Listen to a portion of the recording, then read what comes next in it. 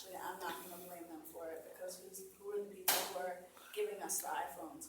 Who are the people who are buying us the technology? Who are the people who are reinforcing it for us? It's the people who are the children of the people who fought against Vietnam. So the generational change in what the focus has been, even I listen to a lot of hip hop, for example. And if you listen to hip hop from the 1990s, very social justice oriented on the whole. And that's because those were the children who were the children of the Black Panthers. So they were the kids who had been born in the 70s, and their parents, a lot of them, had been targeted by the FBI and been imprisoned. Most notably Tupac, whose mother was a Fanny who was in prison. And so now you have this distraction, because that has been lost on a lot of students.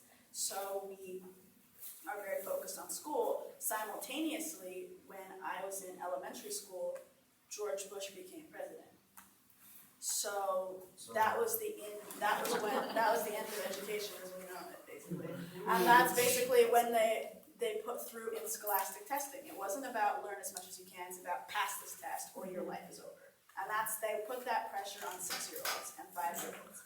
And so it's no longer about space race. It's not about let's learn about the world, let's have higher education, this is for your life. It's about let's produce as many models as we can in an amount of time. And so my frustration as a student is the climb that happened between 2000 and 2008 with the amount of money that went out of education for my generation into a war that was useless. And so my generation has been very much systematically stripped of education to know how to fight these things. Because we're not even being taught that we have rights as citizens. We're not even being taught about civics in elementary school or middle school. So we're thrown out into the world and told to vote, and people don't see anything really changing them. In fact, they see this progressive right wing coming out.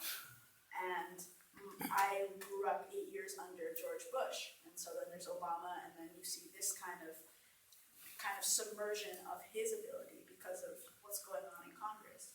So it's actually, there's a lot of elements to it, and the apathy really comes from, I'm not a conspiracy theorist, but it was planned.